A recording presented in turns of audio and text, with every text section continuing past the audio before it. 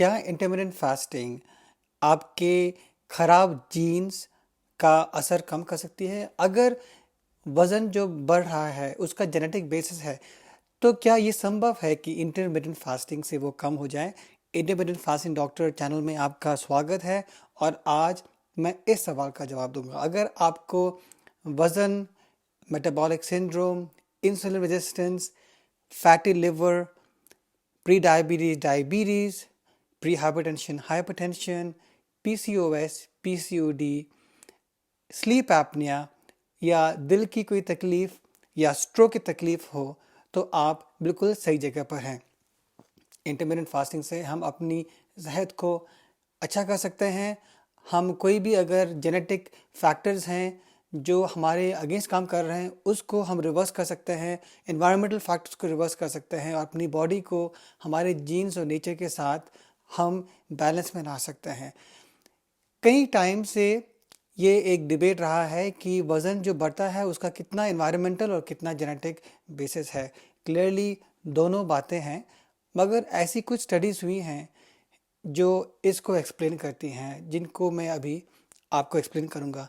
एक हाइपोथेसिस है जिसका नाम है थ्रिफ्टी जीन हाइपोथेसिस, जो मिशिगन के एक जेनेटिसिस्ट प्रोफेसर ने कॉइन किया था। इसमें उसने ये समझाया कि जो हमारे वज़न की और शुगर को स्टोर करने की एक टेंडेंसी है, उसका कैसे एक जेनेटिक बेसिस हो सकता है। ये एक हाइपोथेसिस है। बहुत ऐसे भी लोग हैं जो इसको काउंटर या चैलेंज करते हैं। This is not establish science. James Neel ने बेसिकली ये कहा कि कुछ ऐसी एथनिसिटीज़ हैं जिनमें वज़न बढ़ने की और शुगर की प्रॉब्लम ज़्यादा है, जैसे कि Indians, Mexicans, Filipinos, native Americans etcetera. इस हाइपोथेसिस में उन्होंने ये कहा कि वो एथनिसिटीज़ जिनकी शुगर स्टोर करने की और फैट को स्टोर करने की टेंडेंसी ज़्यादा है, वो इसलिए है बिकॉज ऑफ डार्विनियन एवोल्यूशन। हुआ ये कि ये जो पॉपुलेशंस हैं, ये फीस्टिंग एंड फास्टिंग, मतलब ऐसा टाइम जिसमें बहुत सारा खाना था उनके पास, और फिर ऐसे भी टाइम जिसमें खाना नहीं था। एज एन एग्जांपल, ब्रिटिश राज के दौरान भारत में बहुत सारे फैमिन्स हुए जिनमें खाना नहीं था। In fact millions of people died. ऐसे में क्या हुआ कि जो लोग वज़न अपना बढ़ा पाए, जो स्टोर कर पाए शुगर को और फैट को, वो सरवाइव हो गए, और जो पतले थे दे डाइड। और इससे क्या हुआ कि एक सेलेक्टिव प्रेशर बन गया कि जिनका वज़न ज़्यादा था या जिनकी टेंडेंसी थी मेटाबॉलिज्म में वज़न बढ़ाने की और शुगर बढ़ाने की, वो सरवाइव हो गया। ऐसे स्टडीज़ भी हुई हैं जिनमें हमने जुड़वा बच्चों को कंपेयर किया है। एज एन एग्जांपल, दो तरह के जुड़वा होते हैं। एक होता है आइडेंटिकल, जिनका जेनेटिक पूल सेम होता है, और एक होता है नॉन आइडेंटिकल या फ्रेटर्नल ट्विन, जिनका जेनेटिक पूल डिफरेंट होता है। वो एक तरह से एक ही दिन पैदा होते हैं, मगर वो भाई बहन की तरह होते हैं। अक्सर ऐसा भी हो सकता है कि एक लड़का हो एक लड़की हो। इन स्टडीज़ में ये देखा गया कि जो जुड़वा बच्चे आइडेंटिकल थे, उन बच्चों का वज़न काफ़ी कुछ सेम रहा पूरी ज़िंदगी, मगर जो फ्रेटर्नल थे, मतलब भाई बहन की तरह थे मगर एक ही साथ पैदा हुए थे, उन बच्चों का वज़न अक्सर बहुत ज़्यादा अलग रहा। जिसका मतलब ये है कि जब जेनेटिक्स आपके कॉमन होते हैं तो उससे वज़न पे काफ़ी फ़र्क पड़ सकता है। जबकि इस केस में तो उनकी उम्र भी बराबर है, उनके पेरेंट्स भी सेम है, पेरेंटिंग स्टाइल्स, खाना, एनवायरनमेंट सब बिल्कुल सेम है। तो अगर फैट और शुगर को स्टोर करना कुछ पॉपुलेशंस में एक एडवांटेज है, और अब वही एडवांटेज हमारे लिए एक नुकसानदायक चीज़ हो गई है, तो हम कैसे इस मुसीबत का समाधान कर सकते हैं? क्योंकि अब तो कोई फीस्ट एंड फैमिन साइकिल नहीं है। अब तो खाना हमेशा हमारे पास रहता है। जहाँ आप देखो वहाँ पे खाना है। कहीं भी आप जाओ तो वहाँ पे आपको खूब सारा खाना देखने को मिलेगा। और अगर आप देखें कि 1970 से जो हमारे मोटापे की तकलीफ़ बढ़ी है, उसका काफ़ी कुछ कोरिलेशन तो फ्रिज या रेफ्रिजरेटर के आविष्कार से है। क्योंकि अब हमारे घर में 24 घंटे खाना रहता है। हम जब मर्ज़ी कभी भी खाना खा सकते हैं, कहीं पे भी हमको जाने की ज़रूरत नहीं पड़ती और कोई गैप रखने की ज़रूरत नहीं पड़ती। तो अगर ये इस तकलीफ़ का कारण है, तो अगर हम सोचें कि हम कैसे इसका समाधान कर सकते हैं, और डार्विनियन एवोल्यूशन या जेनेटिक्स को तो हज़ारों साल लग जाएंगे इसको चेंज करने में। तो इसका क्या तरीका है कि हम इस बैलेंस को सही कर पाएँ? और ये भी सवाल है कि हम एज अ ह्यूमन रेस के सरवाइव कर पाएंगे इतने हज़ारों सालों के लिए, क्योंकि एक एक्सप्लोजन हो रहा है मोटापे का, मेटाबॉलिक सिंड्रोम का, दिल की बीमारी का, शक्कर की बीमारी का, और हर तरह के कॉम्प्लिकेशंस इतने ज़्यादा बढ़ रहे हैं कि एज ए ह्यूमन रेस क्या हम बढ़ पाएंगे? इंटरमिटेंट फास्टिंग सोल्यूशन है इस प्रॉब्लम का, क्योंकि जेनेटिक्स के थ्रू तो हज़ारों साल लग जाएंगे इसको फिक्स करने में। हमको आज ही अपनी लाइफ को अपने जीन्स के हिसाब से अडेप्ट करना पड़ेगा। हमको एक फीस्ट एंड फैमिन साइकिल, मतलब एक टाइम जब हमारे पास खूब सारा खाना है और एक टाइम जब हमारे पास खाना नहीं है, वो हमको अपनी ज़िंदगी में खुद ही इंटरमिटेंट फास्टिंग के थ्रू लाना पड़ेगा, जिसमें एक टाइम विंडो हो जिसमें आप खाना खाते हो और एक टाइम विंडो हो जिसमें आप खाना नहीं खाते। और जब आप खाना नहीं खाते उस टाइम आपके लिवर को, आपकी पूरी बॉडी में जो फैट है उसको एक क्लीन आउट होने का, उसको यूटिलाइज होने का मौका मिलता है। और ऐसी अच्छी साइंटिफिक एविडेंस भी है जिसमें हमने देखा है कि इंटरमिटेंट फास्टिंग या टाइम रेस्ट्रिक्टेड ईटिंग से हमारे जो मेटाबॉलिज्म है उसमें बड़ा फ़ायदा होता है। उदाहरण के तौर से ये स्टडी थी जिसमें दिखाया गया कि जो लोग इंटरमिटेंट फास्टिंग या टाइम रेस्ट्रिक्टेड ईटिंग करते हैं उनकी insulin sensitivity, blood pressure, oxidative stress, ये सब चीज़ें इम्प्रूव होती हैं। जबकि इस स्टडी में जो पार्टिसिपेंट्स थे उनको वज़न लूज़ करने का अलाउ नहीं किया गया। ये प्री डायबिटिक लोग थे जिनको बोला गया कि आप एक ग्रुप में टाइम रेस्ट्रिक्टेड ईटिंग नहीं करेंगे, दूसरे ग्रुप में टाइम रेस्ट्रिक्टेड ईटिंग करेंगे, और वज़न आपका सेम रहना चाहिए। मगर वज़न नहीं घटने के बावजूद भी beta cell function, insulin sensitivity, blood pressure, ये सब चीज़ें इम्प्रूव हुई। और अगर इनको वज़न कम करने का मौका दिया जाता तो फिर तो इम्प्रूवमेंट उससे भी ज़्यादा होना था।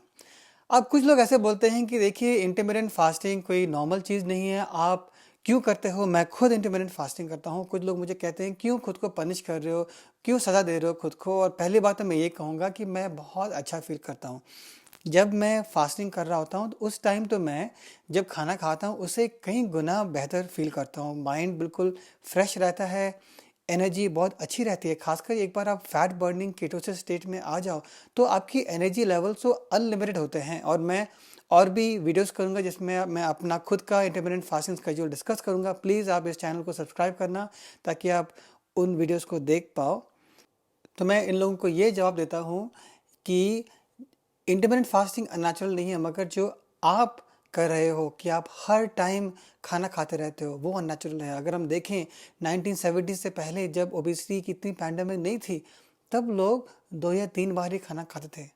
जब से इंडस्ट्रियलाइजेशन हुआ फूड का, कमर्शलाइजेशन हुआ फूड का, तब फ्रिजेस आ गए और लॉन्ग स्टोरेज आइटम्स बन गए, तो हमने बहुत सारा खाना शुरू कर दिया और बार बार खाना शुरू कर दिया। तब से तो ये सब प्रॉब्लम्स हुई हैं। अगर हम 100 साल पहले जाएं, इवन अगर हम 1000 साल पहले जाएं, तो जब हम फार्मर्स थे या हंटर्स गैदरर्स थे उस टाइम तो हम दिन में सिर्फ एक बार खाते थे।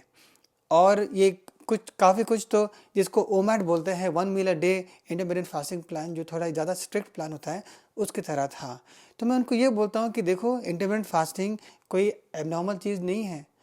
ये आपकी जेनेटिक्स को आपकी लाइफस्टाइल के साथ मैच करेगा। ये जो आप चलते फिरते कोक का कैन पी रहे हो, या आपको लगता है कि जब गाड़ी चला रहे हो उस टाइम आपको चिप्स निबल करने हैं, मतलब आपको जैसे गाय दिन भर घास खाती रहती है कि आपको हर टाइम खाना है, वो एक एबनॉर्मल चीज़ है, वो आपको फिक्स करनी है। ये जो चीज़ें हैं काफ़ी कुछ हमको big business, big food corporations, big food lobbies, इन्होंने हमको ये एक तरह से बता दिया है कि हमको दिन भर खाना खाना है, मगर ये सही नहीं है। यहाँ तक कि इवन कुछ डॉक्टर्स और गवर्नमेंट भी हमको बोलते हैं कि दिन भर खाना खाओ। अब कुछ लोग ऐसे होंगे जिनकी हेल्थ बिल्कुल अच्छी है, उनका वज़न भी बिल्कुल सही है, उनको सिर्फ इंटरमिटेंट फास्टिंग करने की ज़रूरत है। उसके अलावा वो अपने 6 घंटे या 8 घंटे 4 घंटे जितने टाइम वो खाना खाते हैं, उस दौरान वो क्या खाएं उससे इतना ज़्यादा फर्क नहीं पड़ता, वो काफ़ी कुछ चीज़ें खा सकते हैं। मगर ऐसे भी कुछ लोग होंगे जिनके मेटाबॉलिक पैरामीटर्स सही नहीं है, शायद उनको प्री डायबिटीज़ या डायबिटीज़ है, शायद उनका वज़न अभी भी सही नहीं है, तो उनको क्या खाना खा रहे हैं उस पर भी काफ़ी ध्यान रखना पड़ेगा। और हम अगले सेक्शन में ये डिस्कस करेंगे कि अपने ईटिंग विंडो के दौरान आपको क्या खाना चाहिए। यहाँ पे भी कॉन्सेप्ट जो है इंटरमिटेंट फास्टिंग के कॉन्सेप्ट से बहुत सिमिलर है। हमको जो वक्त की सुई है उसको वापस एक ऐसे टाइम पे ले जाना है जिस टाइम मोटापा, डायबिटीज़, ब्लड प्रेशर, दिल की बीमारी, ये सब जो प्रॉब्लम्स थी इतनी ज़्यादा नहीं थी। इवन आपके कंप्यूटर में भी ऐसी सेटिंग होती है कि आपके कंप्यूटर में अगर कोई ख़राबी हो तो आप टाइम पीछे ले जाके एक अलग सेटिंग पे ले आ सकते हैं जब पहले वो प्रॉब्लम नहीं थी। तो वो हम कैसे करेंगे कि ऐसे टाइम पे ले जाएं जब ये सब जो आजकल की नई बीमारियां हैं जो हमारे नई लाइफस्टाइल से आई हैं वो कम हो जाएं।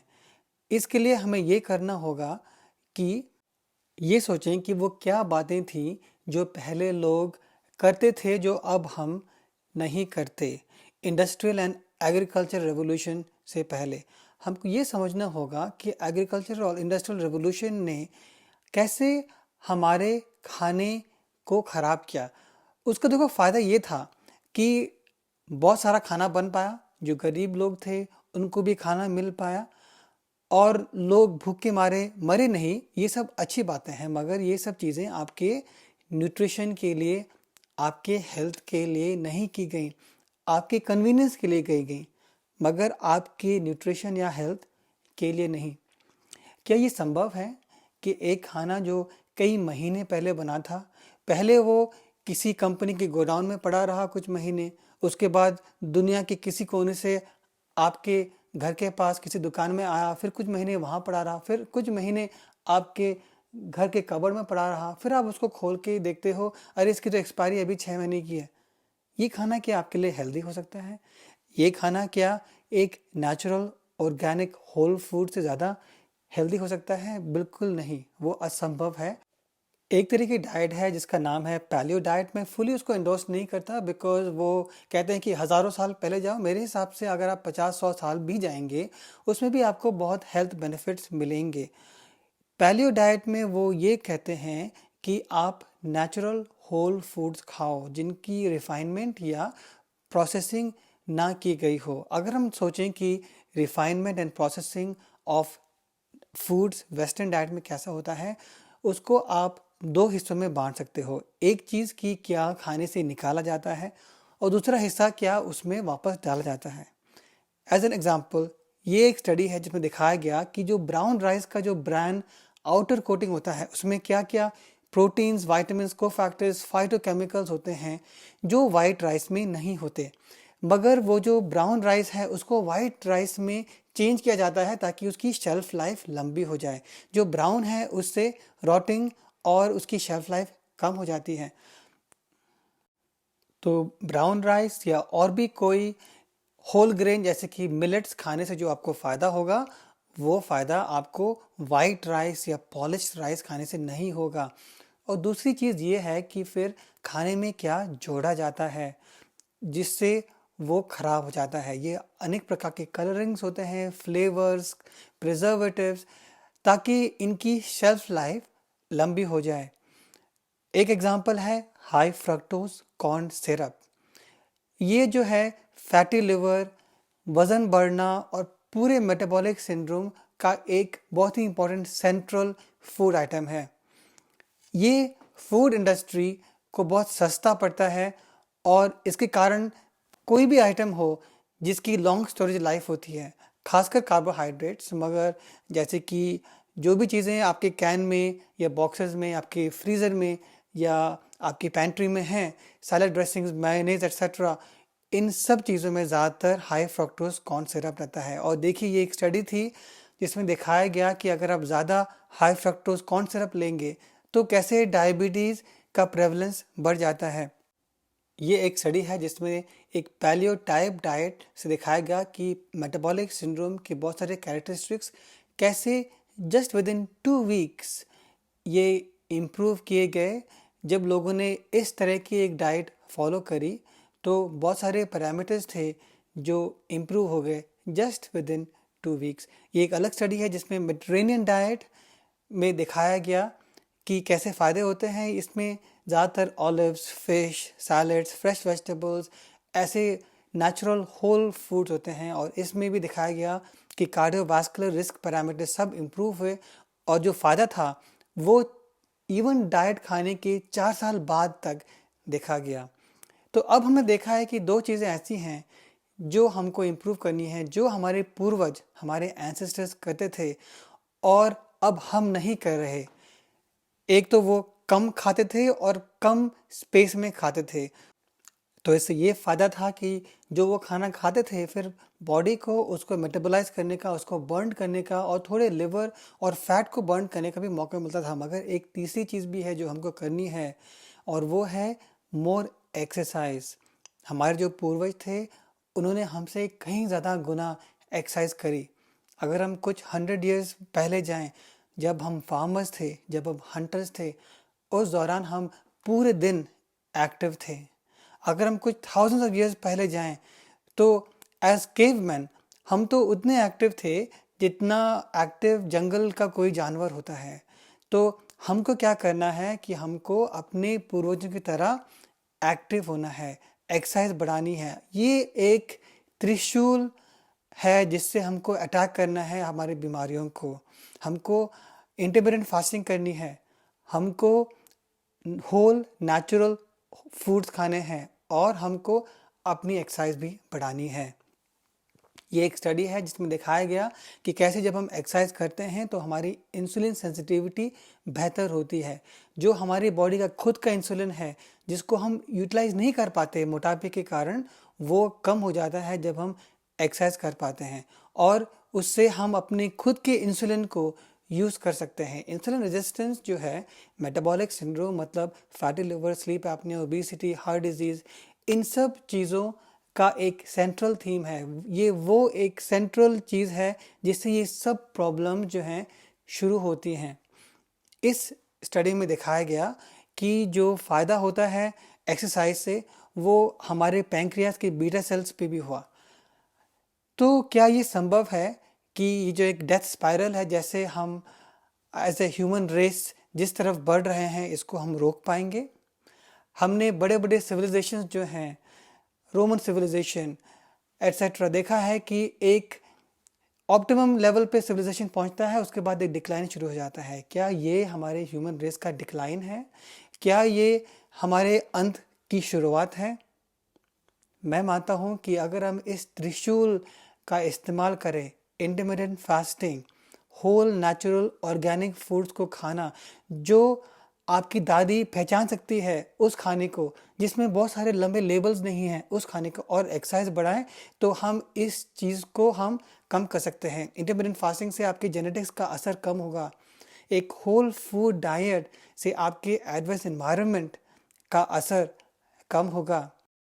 इंडस्ट्रियलाइजेशन ऑफ फूड से जो भी पदार्थ हमारे खाने से निकाल दिए गए हैं वो हमको वापस लाने हैं, और जो भी चीज़ें उनमें जोड़ दी गई है उनकी शेल्फ लाइफ को लंबा करने के लिए process and highly refined foods में, वो हमको हटाने हैं।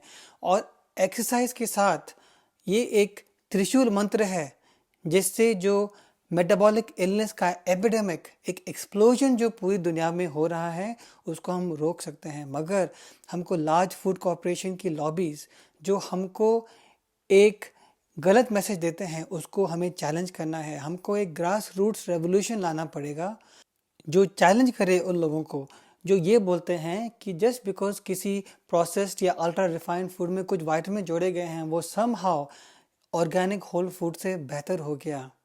ये बिल्कुल गलत है। हमको ऐसे बिग फूड लॉबीज़ के अगेंस्ट फाइट करना होगा। और ये काफ़ी नहीं है कि जो लोग इस वीडियो को देख रहे हैं बस वो ही लोग इस चीज़ को फॉलो करें। मैं बहुत अप्रिशिएट करता हूँ जो लोग इस वीडियो को यहाँ तक देख पाए, मगर जो लोग इस बात को नहीं जानते उन तक भी ये संदेश पहुंचाना बहुत ज़रूरी है, क्योंकि वो उस कोक को पीते पीते और काम पे जाते हुए अपने डोनट को खाते खाते वो एक मेटाबॉलिक इलनेस के रास्ते पे निकल चुके हैं, और हमको ये बात उन तक भी फैलानी है। हमारे इस चैनल पे हम आइडियल वेट पे पहुंच सकते हैं, उसको मेंटेन कर सकते हैं, हम क्रॉनिक मेटाबॉलिक इलनेसेस को रिवर्स कर सकते हैं, हम chronic low grade systemic inflammation को रिड्यूस कर सकते हैं, हम ज़्यादा हेल्दी फील करेंगे, एनर्जेटिक फील करेंगे और अपनी बॉडी को अपने एनवायरनमेंट और अपने जेनेटिक्स के साथ मैच कर सकते हैं। तो प्लीज़ मेरे यूट्यूब चैनल को सब्सक्राइब करिए।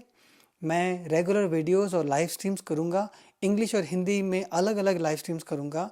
मैं अपने सब्सक्राइबर्स के साथ कमेंट सेक्शन में और अपने weekly subscriber only live streams में इंटरेक्ट भी करूंगा। ये सब सर्विसेज आपके लिए हमेशा फ्री रहेंगी, 1-to-1 पर्सनल सर्विस रहेगी।